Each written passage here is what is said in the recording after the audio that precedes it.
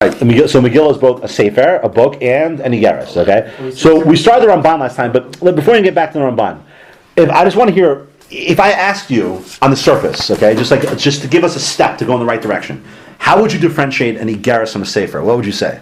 What makes an Igeret means a letter and a Sefer means a book? Okay, but bring it more into like a conceptual idea. What differentiates a letter from a book? An Igeret can be personal. You had it last time, by the way. You started saying it last time. Yeah, that it was. Bring up the hard drive. Announced. What? Is that you announced the letter, kind of. Okay, it's keep more going. like a message. A message. Okay, so therefore, what's the purpose? What's the primary purpose of an Igeret? Well, can't you say that one contains more information, one contains less information? Why? An Igeret could be just as long as a Sefer. Also, the way they're written is different. Also, how? One's more like poetic, kind of the language, I guess. Is the Megillah more poetic? Maybe. Not really. No, if anything, it's the opposite. The Megillah, by the way, is listen to this. The Megillah is the most accessible of any Sefer in Tanakh. Nothing was ever written in Tanakh that is as easily accessible. You look at the story of Purim, that's why it's Pesum Anisa. You look at the way it's read, forget all the midrashim. You know exactly what's going on. So you see all of it there. It's not like a message. You're trying to get the point across. So okay, good. So if you're trying to get a point across, what's that called? The point of an Igeret is to do what? Is to give an idea. Right, so it's communication. Okay, so communication. Can you say also that it's to a specific person, like it's to a specific yes. person? Okay, no, so the book is more general. So I would say also, right, I would say also there's a very specific purpose associated with the Igeret. The Igeret is a type of communication with a very specific purpose, okay? And again, look at the Megillah. The Megillah has a very specific purpose in mind. Okay, so that's definitely the positive sides of an Igeret. Now what's a Sefer then? A Sefer is for more general. It could be cryptic. It could be anything. Right. Well, if you have to differentiate, like, the one biggest thing that will make a Sefer different than an Igeret, a Sefer is what? I mean, there is some elements available to everybody. I mean, it's more general. It's not to a specific person. Right. You're just giving me the negative. Right. I understand. I agree with you. Right. But I'm saying, but like let's take if you looked at a book and you looked at a letter, okay. I know it's not a good example because they're both. It's like objective. It's not like to someone. It's more like just a story. Well, I agree. Which one is? The Sefer. The Sefer is more of a story. Why? Because you're not writing it to a person. No, but look at these books. Okay, you know one thing about these books. These books are made to do what? Look at the Sefer Torah. How the Sefer Torah is made. It's made to last. Okay, a Sefer has a certain sense of permanence to it. Exactly. Sefer is more permanent. Okay, so if I told you now let's give a svar. If I told you that.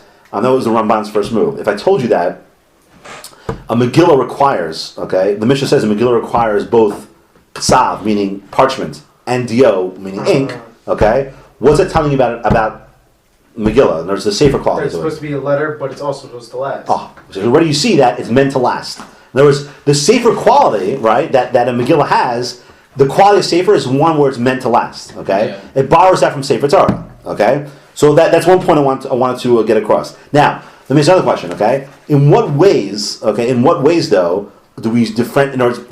Okay, the Gemara. If you guys remember, the Gemara said last time that what makes an Igeret, and what makes it a Sefer. So the Gemara says it's a Sefer insofar as that you can't use pishtan, right? Remember that you can't use the linen to sew it together, okay? But it's like an Igeret, you don't have to have the same composition insofar as how many of the threads are tying it together. Okay? Okay, you guys remember that? Okay. So the question is that now keep that point in the back of your mind. Okay? The Ramban says you don't have to follow inside. The Ramban says he says what makes there's other things that make the Igeret different. For example, we know that Zero Sheshaninu Akoros Megillah Omed V'Yoshev Yatza Masha came by Sefer Torah. So for example, another difference. By a Sefer Torah, okay, you must stand when you read a Sefer Torah. But by Megillah, okay, which is an Igeret idea, you can either stand or sit. Okay, there's no din of standing for Megillah. Or, okay, he says, for instance, you also know there's a special halacha by Igeret, by the Megillah. What do you do by Megillah? Before you make the bracha on Megillah, you take it and you unroll the whole thing. The whole thing's unraveled. Okay, that's an idea in Igeret. What do you do by Sefer Torah? You leave it at that spot. Yeah, at that spot. You don't unwrap the whole Sefer Torah, okay? And another example he gives down. He says, so can't you say each one of these there's a separate idea though? Well, yes, but I want to get the general point. Also, here's another thing. He says, "V'nago." This is amazing. He says, "V'nago a kol b'kriyasa." It's amazing. The Ramban This goes how far back it goes. Who's anyone here ever laid Megillah before? What? Megillah. You ever laid Megillah? Did I ever lay Megillah? We've heard Megillah laning. So, Heard it. oh, but you're into laning now, though. Okay. Yeah. On, I was thinking about just when you starting. lay from a Sefer Torah, okay, think about it. Lay from a Sefer Torah, you distinguish between an esnachta and a sof pasuk. Because when you lay, you know that. Yeah, When you lay Sefer Torah, there's Vaydaber Hashem el Moshe, lay more, that's sof pasuk. Versus, more. Daber B'nei Mata, lahem, right? So it's lahem versus lay more. There's a clear difference, right? In the Megillah, okay, listen to Ramban. V'nao kol b'kriyasa shelo lahafsik b'sof hapsukim k'sefer Torah elo be'em sa'an. Right, so Ramban went further. He said there was actually no idea of differentiating. You don't really differentiate psukim in Megillah. This is like the V'snach and so pasuk sound exactly the same. For example, just to sing it, Vahi v'me'ach hasherosh ruach hasherosh hamalech me'adu v'kush she'va v'sum yam medina. So Vahi v'me'ach hasherosh medina. That sounds exactly the same. Right. Okay, What so about- that's what another about- differentiation. What about like storyline where it just like sounds like one long pasuk? What do you mean? It sounds like they just like go right through that. For where? Because you just don't know it though. I don't For what? know. That's true also. Wait, for what? What was he asking for? I What? think for starting laning, it sounds like it's just. No, that's you just don't hear it. They do Why are you only differentiate. comparing Esnachta and Sof? I mean, because the Katan is also.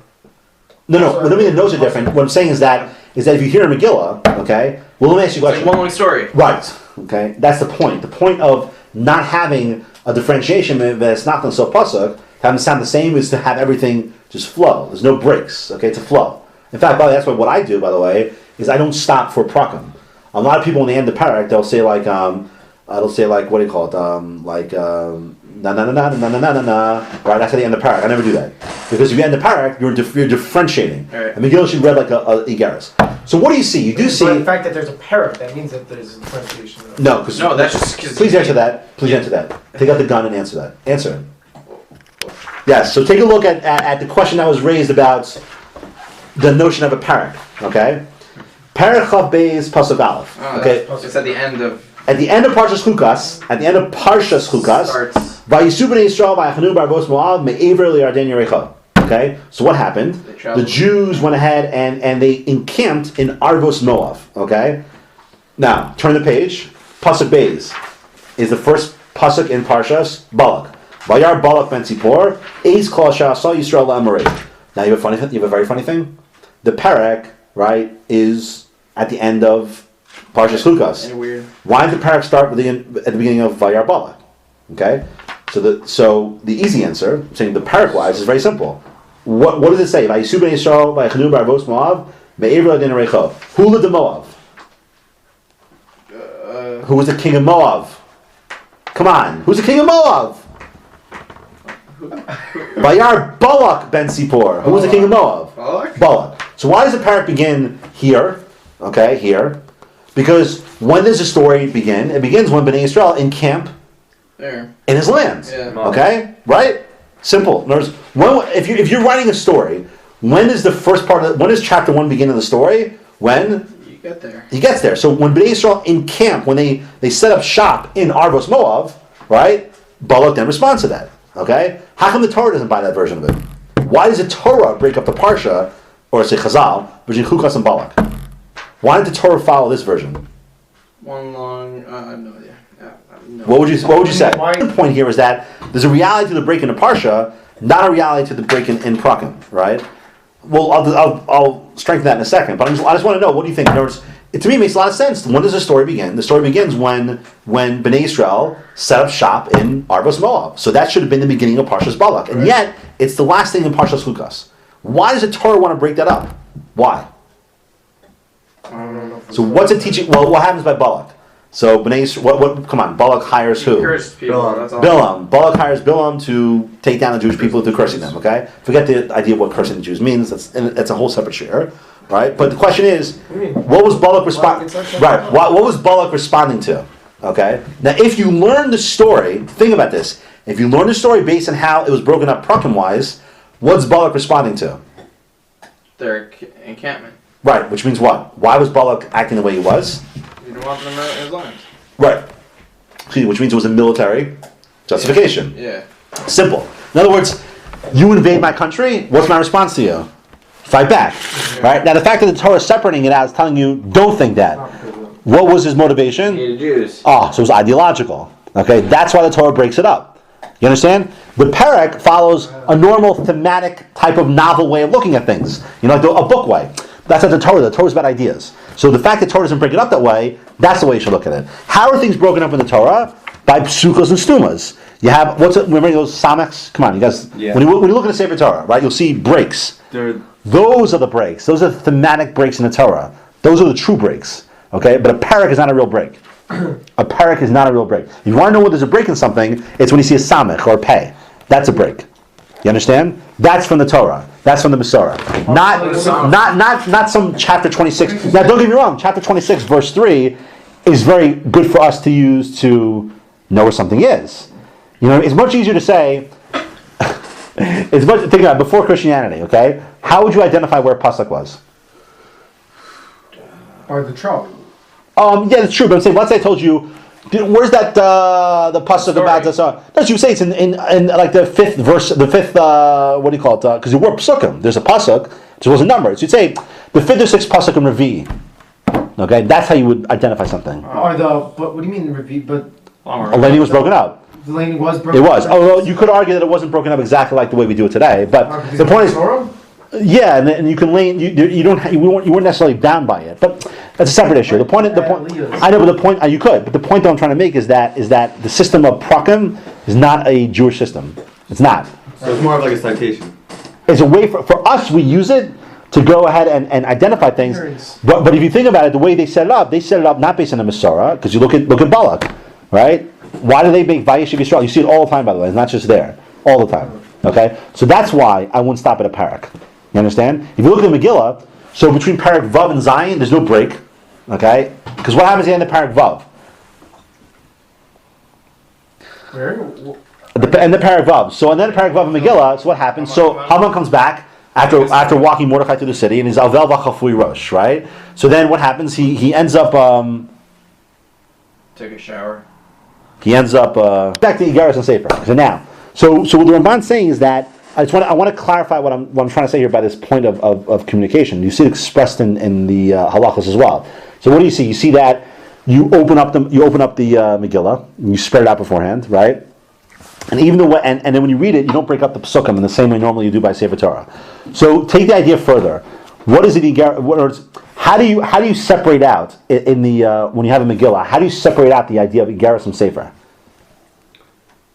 Notice, the Megillah has both qualities. It has a quality of Sefer because it's Ksav and Dio. Right. Okay? But it also has a quality of Igeres. How does it have a quality of Igeres? It has the quality of Igeres insofar as what? There's a different tune. It's more of like announcing everything to the people. Okay, okay, now, but I want you to take the idea of the communication, the announcement thing, and make it halachic. Okay? Halachic. So the Megillah is a Sefer insofar as Ksav and Dio. Ksav and Dio are din in the Chafsa. There's no stopping or anything. Right, so what are all those things? Put them all together is one idea saying. It's insofar as a Sefer, Megillah is Sefer insofar as the Chafs is concerned. Sort of information to a specific group. Right, so that's be too descriptive. So what is it then? You're right. So ultimately, it's an Igeres insofar as the communication. For a word? right. Yes. Well, halachic term. What? Give me a halachic. I agree. It is communication. The what? But what's a halachic term for communication? The Maisa. Maisa what? Maisa Kriya. Maisa Kriya. Yes. That's it. First So time I ever- that's. So that's the little candies when people get something great. No, my yes was no. I just, right. So that's really the what do you call it? That's really the. You're gonna take that point further in 1 second. But that's the ultimate. That's how you express these ideas. In other words, Megillah is a fascinating entity in halacha because it is a sefer insofar. And how is it a sefer? That's reflected in the chapsa. It must be on cloth and it must be written with dio. But it's also nigaris, and that's reflected in the Maisa Kriya. How you read it. How you read it is how the expression of the Igeres takes place. Okay, but you go even further. Why is that the case? Okay, why? I don't mean philosophically, but why is the Maisa Kriya really the Igeres part? Because what is the Kriya of Megillah? What is it ultimately? It's a Kriya of listening. more than that. Which is what? Story. You're right. Which is what? What are you trying? Why don't we say Hallel on Purim? What replaces Hallel? Megillah. Why? Because what's Megillah doing? Of praise. More than that. What's the Megillah doing? It's like showing that. Why should Megillah be Megillah? There's a certain Rishonim that holds that you cannot have Megillah reading without a minyan. We don't pass in that way. A lot of Rishonim hold no, you can do it b'yechidus, but our Rishonim that hold that you can only do it b'minyan. Why? Why b'minyan? It's like Because obviously showing it's like a Hillel. It's like Because it's my favorite term. The term you can never lose with. it's fundamental. No. Extra No. Chachma. Halachic term. You never lose with the term. Let me think. We learn a lot of theirs. Yeah. Precedence. What? Precedence. Well, Oh, that was just that one share. Is it? No, it's a Hebrew word. Yes. Well, no, it's Aramaic. Well, there is a Hebrew element to it, but the way we say it is Aramaic. Chachma, I mean, that's No. Yeah, No, yes. come on, think about, if I give the hint away, then... Is it hero? It shares in common with Hanukkah. Yadis? No. Oh, it's pursue it. Presume. Oh, To create a Pearson. Okay? That's why it should be done that way. In other words, the element of Igeris, of the Megillah, is reflected in the Pearson. right. Okay? That's why, by the way, Haraya, okay? When you're posting the Megillah, okay, you only do that when you have a minion. A minion. Okay? In other words, there's why? What do you mean by pursuing? In other words, Pirsumei Nisa, in other words, the Ma'aser Kriya Megillah is an action of Pirsumei Nisa, right? In regard, what is that doing? What do you mean? Because what are you doing when you read the Megillah? You're, the word used before. What are you doing when you're doing that? You're a message. You're giving over a message. You're communicating over the story. Okay? So when you communicate over the story, How is that different from leaning regular Torah? you know that's not what Leaning Torah is. Leaning Torah, what is Leaning Torah? Why do we do Kriyas Torah? What's Kriyas Torah? Just to keep the Torah alive. Why do you have a Meturgaman? You have a Meturgaman by, think about You this. gotta understand it. You have a Meturgaman by Kriyas Torah, but theoretically you can lay Megillah in a different language. Right. You can't ever lay Sefer Torah in a different language. Because the purpose of Kriyas Sefer Torah is what? Just so you could keep people learning Torah. Learning. No. It is limud. That's why you have a Meturgaman. It's limud. If you listen to Kriyas Torah and you don't know what's going on, you're lacking insofar as Kriyas Sefer Torah is concerned, because Kriyas Torah is an action of limud. Okay? It's teaching people. But Igeret isn't about teaching in that way. Igeret is communication. Igeret is retelling the story. This is what happened. Listen to what happened. Also, That's why Megillah is written in such a simple, again, I'm not saying there's not tremendous chachma in it, but it's such an accessible way. It's machlokas if it could be read in another language or not. I know, but the fact you could tolerate such a machlokes tells you what? You have to get everyone to hear it. Right. To understand it. How could you ever tolerate a notion of reading this thing in a different language? Why? Because the message is the key. The communication is the essence. Right? And that's why Megillah was written in a way that's so easily accessible. What do you mean by limud if you don't understand though? No. Meaning it could be just in Hebrew, but that's a limud. No, because that's the point. See, the Torah can never be changed from how it was written, right? Because the limud, that is what you have to learn, the way it was written. But you can translate it, okay? But Megillah, the essence of Megillah is the message. The Megillah itself is the essence. And you don't have to. It's not a limud per se. It's more No, like a message. Exactly. It's that I have to hear what took place. Okay, and that's why Megillah is written in such a simple way. There's no, you don't have to think so far. I mean, again, I want to be careful. I'm not saying it's not Chachma and Megillah, but you don't really have to think into it so much. You can easily see that Haman was in Russia, and Esther's plan, and the tshuva, and when Mordechai says,